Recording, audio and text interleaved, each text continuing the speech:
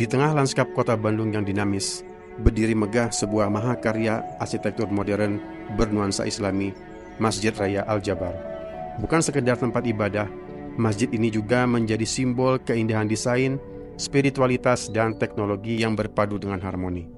Dengan bentuk geometris yang terinspirasi dari konsep matematika Islam dan kubah kaca yang memantulkan cahaya bak permata di tengah danau, Masjid Al-Jabar hadir sebagai ikon baru yang memikat mata dan menenangkan jiwa. Dalam video kali ini, kita akan menelusuri lebih dalam keindahan arsitektur Masjid Al-Jabar, mulai dari filosofi desain, struktur megahnya, hingga detail-detail artistik yang membuatnya begitu istimewa. Selamat datang di perjalanan arsitektur penuh makna di channel ini, Arsiterium.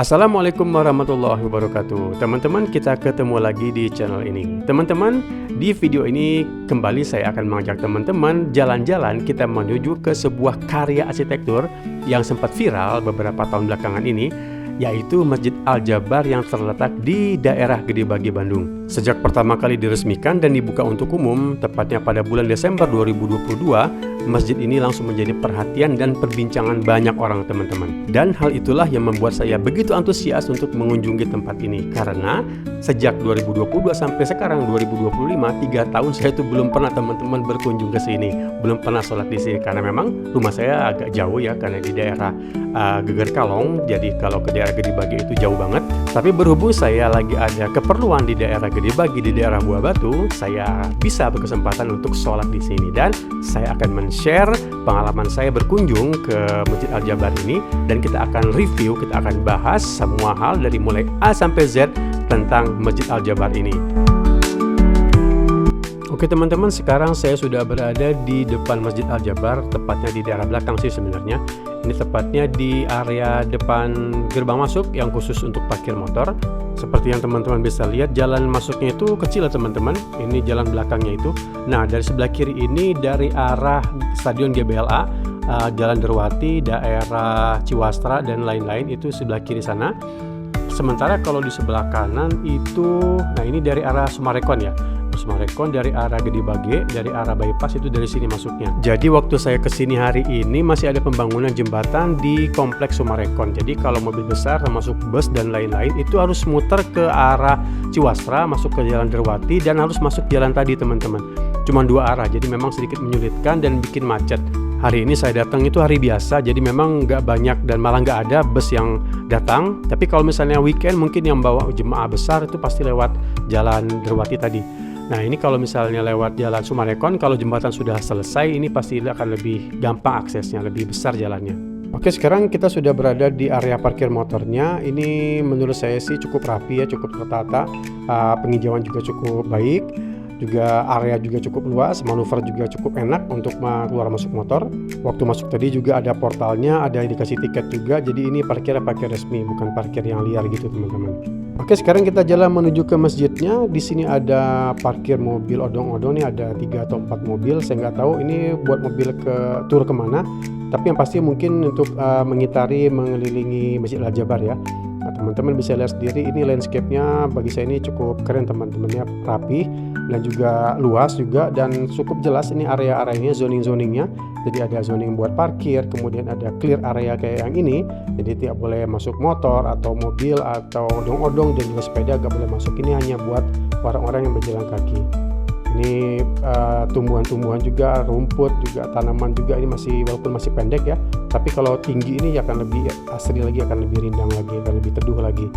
Ini juga bahan-bahannya cukup bagus, tadi berbeda-beda ya. Ini batu alam, batu andesit, tadi itu kayak koral sikat. Ini kita sudah mendekat ke masjidnya teman-teman.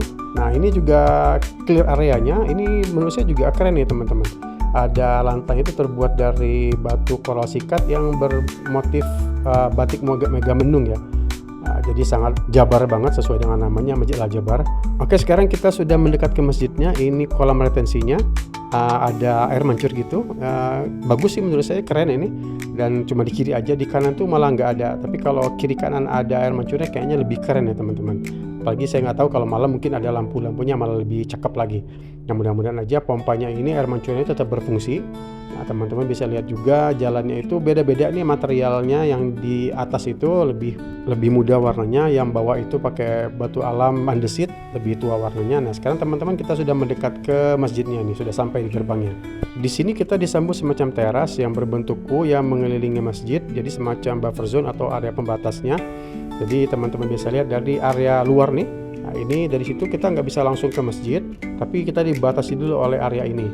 Nah, disinilah batas suci dimulai. Jadi kita harus buka sepatu sebelum masuk ke masjid. Nah, teman-teman, di daerah teras ini selain untuk tempat sholat, dia juga berfungsi sebagai untuk tempat berteduh. Kalau misalnya ada hujan, atau misalnya panas, atau misalnya orang-orang pengen istirahat, atau misalnya perempuan yang lagi halangan, dia bisa menunggu keluarganya yang sedang sholat di masjid di area teras ini. Dan sekarang kita sudah berada di pelataran masjidnya. Di kiri ini ada semacam kayak tenda gitu ya, kubah-kubah gitu. Nanti kita cari tahu fungsinya sebagai apa. Nah, teman-teman bisa lihat lantainya ini ada semacam kayak saf gitu ya. Jadi kalau misalnya jemaahnya membludak banyak, jadi ini nggak menampung, mereka bisa sholat di luar ini. Nah, ini sementara untuk terasnya tadi itu, ini kalau di dalam dunia arsitektur dan sipil itu memakai teknik atap shell. Jadi semacam beton tipis, jadi seperti kubah atau tenda-tenda yang biasa kita lihat di daerah Timur Tengah atau Arab sana sebagai tempat lahirnya Islam, tempat berkembangnya Islam. Jadi di daerah sini itu nuansa Timur Tengahnya itu kental sekali teman-teman. Teman-teman, sekarang jam 12 kurang sebelum waktu zuhur. Ini matahari lagi lucu-lucunya, lagi panas pisan. Tapi yang menariknya, ini kaki saya nggak ngerasa panas karena lantainya ini terbuat dari marmer asli. Walaupun nggak sesempurna kayak di Masjidil Haram atau di Masjid Nabawi yang sangat menyerap panas, marmernya itu yang kualitas premium. Jadi walaupun suhunya itu di atas 40 derajat tapi tidak membuat kaki melepuh. Kalau di sini kaki itu masih agak ya rasa hangat-hangat sedikit lah. Tapi mungkin karena disebabkan ini part-partnya marmer lokal, tapi nggak apa-apa, itu tidak mengurangi kenyamanan teman-teman.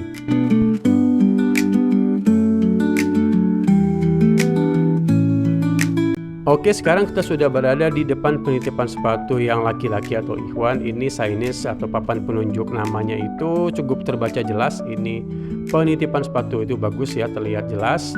Bahan-bahan yang dipakai juga bagus, rapi, bersih. Desain juga menarik. Ya, mudah-mudahan juga ya walaupun masih 2-3 tahun, ya mudah-mudahan ke depan juga tetap terawat dengan baik. Oke, sebelum ngambil wudhu kita jalan-jalan dulu ke toiletnya. Ini cukup surprise juga nih, ada satpam yang jaga ya di depan toilet. Jarang-jarang nih teman-teman. Oke, sekarang kita udah masuk ke area toiletnya. Ini di sebelah kiri ini ada dinding panel. Ini dindingnya ini terbuat dari granit ya, granit tile. Dinding panel yang putih tadi terbuat dari keramik 3D. Nah, sekarang kita jalan lebih dalam lagi ke daerah toiletnya. Nah, di sini teman-teman saya cukup terkesan karena tidak satupun saya melihat ada kloset yang berdiri. Jadi masjid ini sangat menjaga jemaahnya yang ingin melaksanakan sunnah, yang ingin buang air kecil sambil jongkok. Karena hal itu adalah yang dicontohkan oleh Rasulullah Muhammad SAW. Nggak cuma itu aja, untuk menjaga privasi, dinding dan pintu yang terbuat dari akrilik biar nggak tembus pandang ditutup dengan cutting stiker dengan motif Timur Tengah. Oke, langsung aja kita bahas toiletnya. Secara keseluruhan menurut saya ini toiletnya cukup bagus ya, cukup baik. Cuman ada satu hal yang mengganggu teman-teman, yaitu ketinggian level antara lantai luar sama lantai dalamnya. Umumnya kan lantai toilet itu dengan lantai luarnya ada perbedaan level. Biasanya itu lantai toiletnya tuh lebih rendah buat mencegah air biar nggak keluar. Tapi yang anehnya di sini lantai toilet dengan lantai luarnya itu sama levelnya. Jadi biar mencegah air biar nggak merembes keluar, itu ditutup pakai kayak karet gitu teman-teman. Nah, menurut saya ini adalah satu kegagalan desain. Kalau memang tidak gagal, nggak ada masalah, nggak mungkin si lantainya itu dihalangi pakai karet. Kalau untuk aksesorisnya saya rasa sudah cukup bagus ya material yang dipakai. Ini ada gantungan buat bajunya dari stainless, engsel pintu juga, engsel penghubung juga pakai material stainless, bagus. Terus kita lihat lagi ada tempat tisunya, ada cuman tisunya itu kosong, tapi nggak apa-apa, ini kan toilet laki-laki ya. Jadi memang tisu itu nggak terlalu penting. Nah, ini juga ada jet washernya ada, terus kita tes airnya itu lancar. Bagus, kita tes juga jet washernya, bagus juga ini, keluar dengan kencang, jadi cukup bagus ini. Nah, ini lagi satu teman-teman yang menurut saya nggak oke pisan. Harusnya air bekas toilet yang di sini itu tidak mengalir ke sebelah, dan juga sebaliknya dari sebelah itu tidak mengalir ke sini. Tapi karena lantainya itu satu level, air tuh bisa kemana-mana teman-teman. Jadi kan kesannya geleh ya gitu. Harusnya antara dua toilet ini dibuat semacam parit di antaranya. Nah, ini dari sini dibuat semacam parit nih, terus gitu itu beda level. Nah, terus si floor drainnya itu taruh di ujung. Nah, di situ jadi kan air nggak kemana-mana. Kan kita nggak tahu ya, air bekas di sebelah itu mereka ngapain kita nggak tahu. Jadi kan juga menjaga kesucian juga harusnya begitu secara desain ya. Jadi kan selain bisa mengirit floor drain, juga secara desain itu lebih bagus dan juga bisa menjaga kesucian dan nggak menimbulkan kesan geleh nih teman-teman. Oke teman-teman, kita pindah ke toilet yang di seberang yang khusus shower. Memang jarang ya masjid yang menyediakan tempat khusus, toilet khusus untuk shower. Nah, di sini sisi positifnya di Masjid Al-Jabar ini disediakan tempat khusus untuk shower. Jadi ini selain untuk musafir, tapi yang paling penting adalah untuk kepentingan jemaah yang ketika mereka melakukan itikaf. Jadi mereka kalau itikaf itu terutama di Ramadan, mereka bisa mandi dengan leluasa, dengan enak di sini. Untuk kelengkapan juga cukup baik ya menurut saya. Ini showernya juga bagus, juga ada tempat sabunnya, ada dari tempat untuk pegangan, lantainya juga dari kayu, jadi nggak akan licin kalau misalnya kena air sabun. Juga ada gantungan bajunya, showernya juga lancar airnya, begitu juga dengan kloset, dengan jet washernya semua lancar. Dan dari segi luasannya ini sangat ideal, jadi kita bisa leluasa bergerak di toilet yang khusus shower ini. Oke, untuk review kloset dan toiletnya sudah selesai, kita akan lanjut review ke ruangan yang lain. Nah, ini teman-teman bisa lihat sendiri ya, ini tidak ada sama sekali yang kloset yang berdiri dan semuanya tertutup teman-teman. Dan ini ada satu lagi nih yang unik nih, ada pintu penghubungnya. Saya juga nggak tahu nih fungsinya apa pintu ini, tapi yang jelas ya cukup unik lah.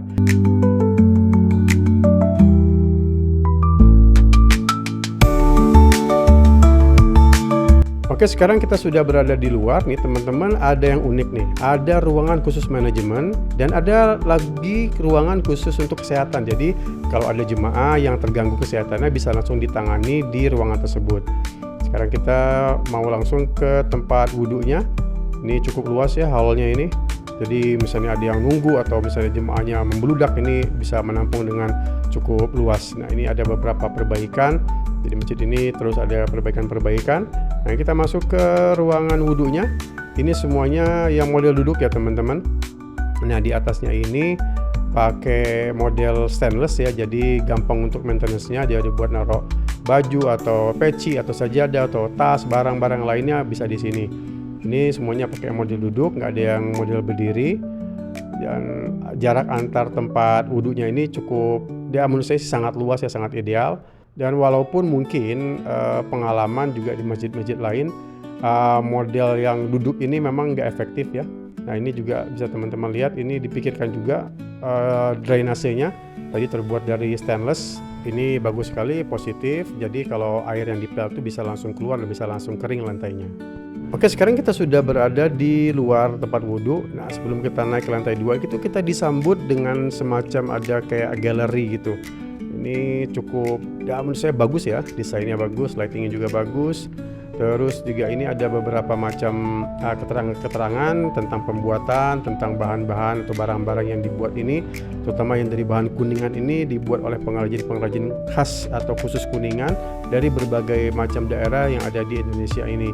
Kalau misalnya kita dekatin, ini saya pikir tadi ini kayu asli teman-teman, tapi ternyata ini dari WPC ya. Jadi yang kayu yang lengkung-lengkung ini dari plafon juga itu dari WPC full. Sekarang coba kita lihat ke ruangan berikutnya, itu kalau nggak salah ada yang namanya itu galeri Rasulullah. Katanya sih ada barang-barang peninggalan Rasulullah SAW dan ada foto-foto tentang penyebaran agama Islam. Nah, sekarang coba kita deketin galeri Rasulullah ini teman-teman.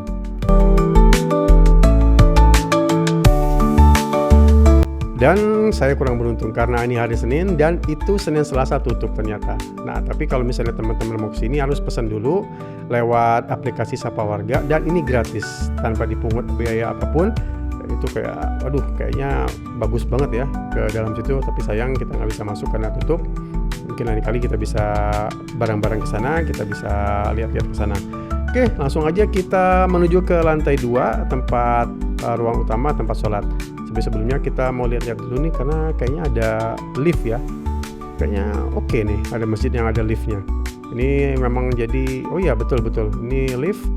Jadi ini ramah nih teman-teman buat yang disabilitas atau yang buat yang sudah sepuh, yang sudah nggak kuat naik tangga, bisa menggunakan lift ini. Tapi ini ditutup ya, karena mungkin hanya digunakan untuk jam-jam ketika Jumatan atau mungkin sholat Idul Fitri atau jam-jam yang jemaahnya pengajian gitu ya, yang banyak jemaahnya. Nah sekarang kita langsung aja naik ke lantai 2.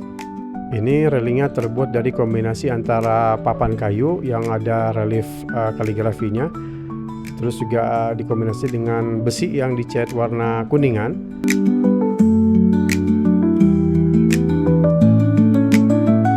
Oke, sekarang kita sudah berada di lantai 2. Ini kita coba deketin dulu nih, ada pintu yang kayaknya unik nih, pintunya terbuat dari full kuningan teman-teman. Bagus pisannya pintunya. Sekarang kita mendekat ke ruang sholat utama. Ini ada lantai mezanin, di atasnya lantainya pakai konstruksi busur yang melengkung-lengkung ini. Kayaknya ini ada sesuatu yang spektakuler dan keren ya teman-teman. Tapi sebelumnya saya mau sholat tahiyatul masjid dulu.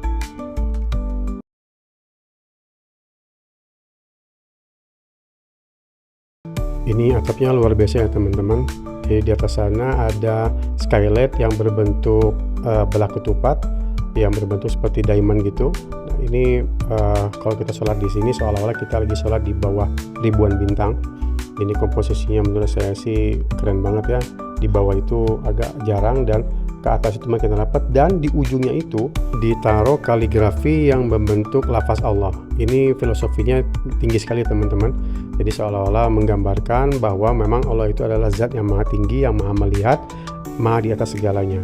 Untuk atapnya ini di dunia konstruksi dikenal dengan teknik atap lamela, yaitu memang dia itu disusun dari susunan entah itu kayu atau besi yang membentuk seperti diamond atau belah ketupat. Ini struktur atap ini memang termasuk yang langka karena memang rumit, dan dia itu keunggulannya bisa membuat atap ini menjadi bentang lebar sehingga tidak butuh penyangga di bawahnya. Jadi memang ini berkelas atapnya. Nah, termasuk juga ini karpetnya ini berkelas ya teman-teman. Tebal sekali. Ini mungkin ketebalannya mungkin antara 2,5 sampai 3 cm ini, dan ini pasti diimpor dan dipesan khusus karena ini motifnya itu menyesuaikan dengan motif secara keseluruhan desain kaligrafi yang ada di masjid ini. Nah, juga itu kan ada saf-safnya. Jadi memang ini pasti dipesan khusus, dan ini memang kalau kita sholat di sini nyaman sekali.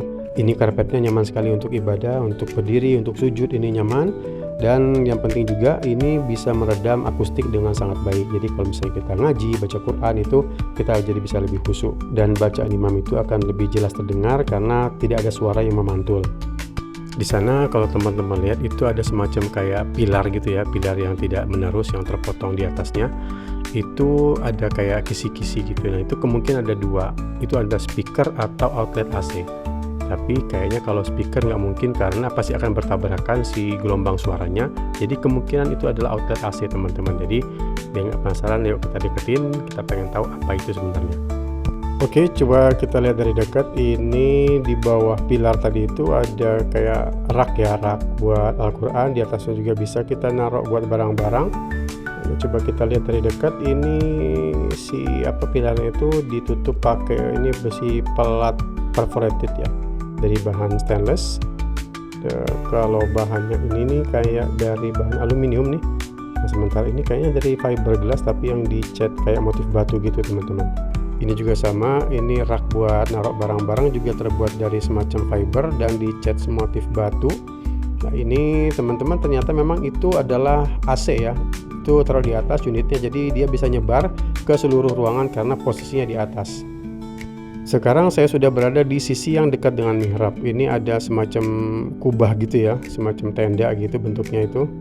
Ini ternyata pintu nih teman-teman, ini terbuat dari kuningan juga, berkualitas tinggi dengan kaligrafi yang terbuat dari kuningan juga. Ini total nih kuningannya, jadi memang berkualitas dan rapi.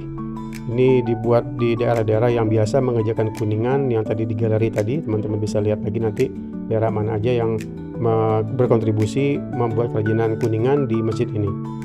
Ini juga di mihrabnya juga terbuat dari kuningan juga. Ada skylightnya juga, nih juga unik nih. Mihrabnya ada skylightnya, bentuknya juga seperti kubah gitu ya, itu ngikutin kubah atap utamanya. Di belakang mimbarnya itu ada semacam gunung-gunungan gitu yang ada kaligrafi Asmaul Husnanya itu.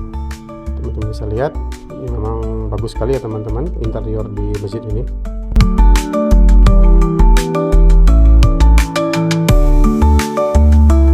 Nah itu terlihat itu ada lantai mezaninnya. Ini buat menampung kalau jemaahnya sangat membludak. Oke, sekarang kita jalan ke sisi lain dari bagian dalam Masjid Al-Jabar ini. Sekarang saya sudah berada di sisi utara di masjid ini. Ini ada semacam teras yang luas ya. Ini mungkin ada, atau ini ada lantai ke lantai 3, lantai mezanin ya. Lantai mezanin, tapi tadi ditutup itu. Ini ada semacam kayak gang gitu. Coba kita lihat. Ini kosong ya. Nah ini nih teman-teman, nah ini yang bagian yang menariknya dari desain. Nah ini mungkin bisa teman-teman tiru. Jadi kalau sebelah sana itu kan ada semacam kolam retensi ya, jadi semacam kolam yang berfungsi untuk menampung air hujan biar daerah Gede Bage ini nggak banjir. Nah ini kan kolam itu kan pasti panas ya teman-teman kalau misalnya di siang hari. Itu kan pasti akan ada penguapan dan itu pasti akan mempengaruhi suhu di dalam masjid ini. Nah dengan adanya teras ini, itu si panas itu akan tertampung, akan tertahan, jadi tidak mempengaruhi suhu di ruangan tempat sholat utama. Jadi terjawab sudah kenapa tadi waktu saya sholat itu terasa adem ya, terasa sejuk, karena mungkin kalau AC mungkin nggak terlalu berfungsi karena itu memang tinggi sekali atapnya dan luas sekali. Nah salah satu kunci utamanya adalah fungsi dari teras ini yang menampung panas yang ditimbulkan dari penguapan kolam retensi yang di sebelahnya, yang di luar itu. Ditambah lagi kaca di dalam ini ada kanopi di luarnya itu yang cukup lebar, jadi si panas matahari itu nggak langsung menerpa atau memasuki area ruangan sholat utama. Jadi saya suka dengan desain teras ini karena berfungsi ganda teman-teman. Ini keren, bisa ditiru. Oke, sekarang kita coba keluar. Nah, ini kita lihat-lihat dulu, ini ada pintu darurat warna merah, sudah jelas ya. Ini juga ada aparnya, ada apar, terus juga ada hydrannya. Jadi memang buat keselamatan di masjid ini diperhatikan sekali.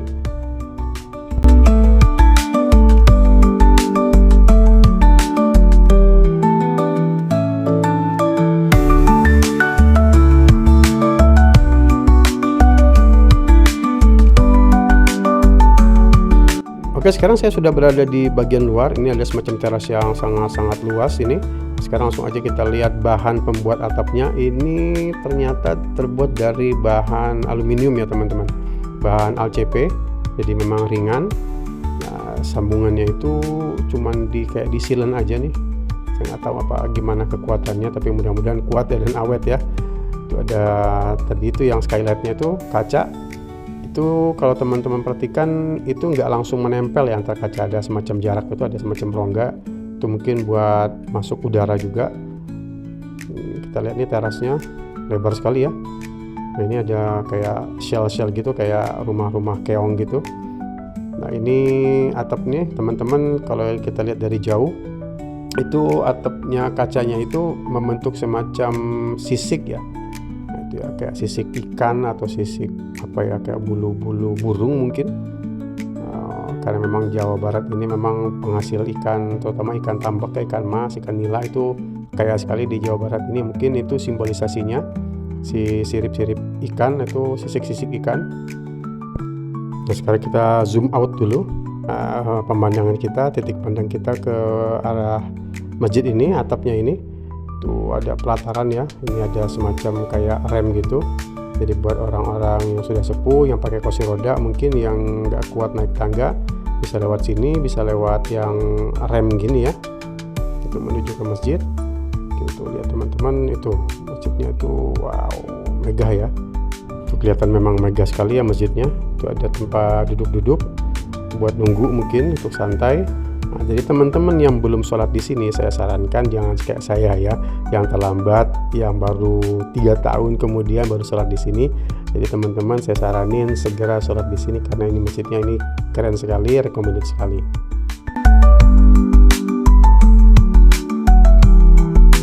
Oke, Oke, sekarang saya sudah berada di lantai 1, lantai bawahnya. Nah, tadi yang di awal saya bilang tadi kan ada semacam kubah-kubah itu ya teman-teman. Nah, ini kita lihat ini kubah-kubah itu apa sih sebenarnya. Nah, ini ternyata adalah tempat wudhu outdoor. Ini tempat wudhunya ini berbentuk segi 6 ya, unik. Ini ada semacam kayak kubah-kubah juga, ini terbuat dari ACP juga. Ini ada apa, dilapisi keramik yang motif-motif Timur Tengah juga. Ini mungkin khusus juga ya dipesan. Ini dari bukan keramik tapi marmer ya, marmer. Ini mungkin dibuat khusus. Ini ternyata tempat wudhu outdoor teman-teman. Nah teman-teman, tadi itu saya sering melihat ada orang-orang yang keluar masuk ke bawah ini ya, yang ada putih-putih ini. Nah ini ternyata adalah ruang bawah tanah yang untuk menyimpan alat-alat atau peralatan-peralatan, barang-barang yang untuk keperluan renovasi atau perbaikan-perbaikan di Masjid Al-Jabar ini. Jadi ini satu hal yang positif sekali menurut saya. Jadi tidak mengganggu, tidak makan tempat juga, tidak mengganggu pemandangan juga. Jadi ada tempat khusus di bawah lantai yang untuk menyimpan barang-barang yang untuk keperluan pembangunan di Masjid Al-Jabar ini, untuk renovasi kecil-kecilan dan lain sebagainya. Jadi memang masjid seluas ini memang butuh renovasi atau perbaikan-perbaikan. Jadi mungkin hal ini bisa ditiru karena ini hal yang positif di masjid-masjid yang lain kalau memungkinkan dari segi pendanaan, lahan dan lain sebagainya.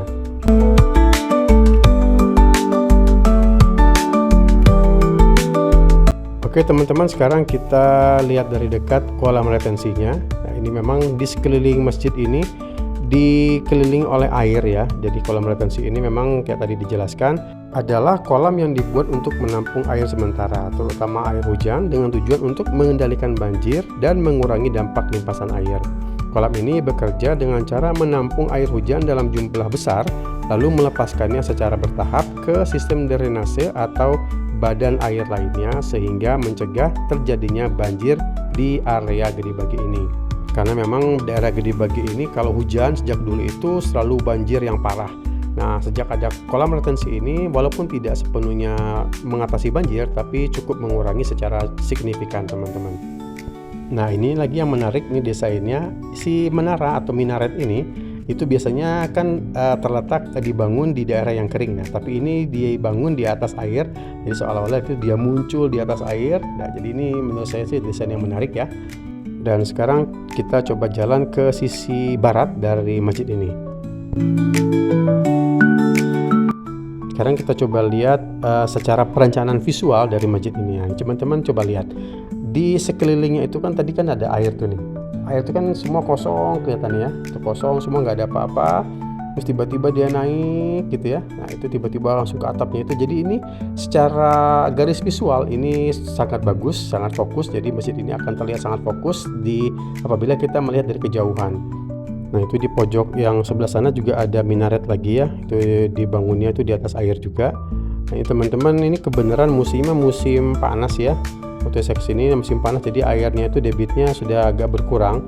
Tapi kalau misalnya di musim hujan ini sepertinya semua akan penuh air. Jadi itu tadi ada rumput-rumput liar yang tumbuh di dasar kolam ini, itu nggak akan kelihatan. Jadi pasti akan lebih menarik secara secara visual ya.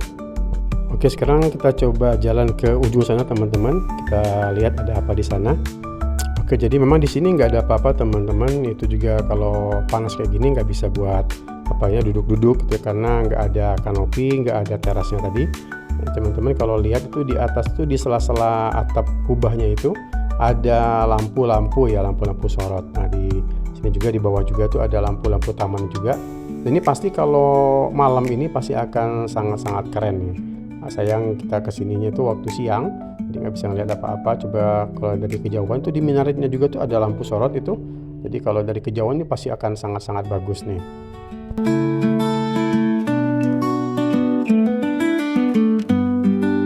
Nah teman-teman, itu tadi koridor terasnya. Nah kalau teman-teman lihat di kanan itu ada pintu besar tuh. Nah itu kemungkinan untuk tamu-tamu VIP, orang-orang penting, pejabat atau mungkin ustadz atau kiai yang akan memasuki masjid. Nah mereka lewat sini, cuman itu anehnya nggak ada atap ya, atap penghubung. Jadi kalau hujan itu agak kerepotan. Mungkin karena nggak mau merusak konsep awal desain, jadi sengaja atap ini tidak dibuat. Oke teman-teman, itu tadi review A sampai Z tentang Masjid Al-Jabar yang merupakan ikon baru Provinsi Jawa Barat yang juga merupakan tempat wisata religi favorit masyarakat Bandung dan sekitarnya, dan juga masyarakat Jawa Barat. Mudah-mudahan video ini bermanfaat bagi teman-teman semua, menambah pengetahuan, dan juga yang pastinya menambah semangat untuk terus memakmurkan masjid. Kalau teman-teman menyukai video ini, jangan lupa untuk terus mensupport channel ini dengan cara kayak biasa, mengklik tombol subscribe dan like. Dan teman-teman kalau misalnya pengen berinteraksi, kita bisa ngobrol di kolom komentar. Terima kasih banyak karena sudah menyimak video ini dari awal sampai akhir. Sampai ketemu dan wassalamualaikum warahmatullahi wabarakatuh.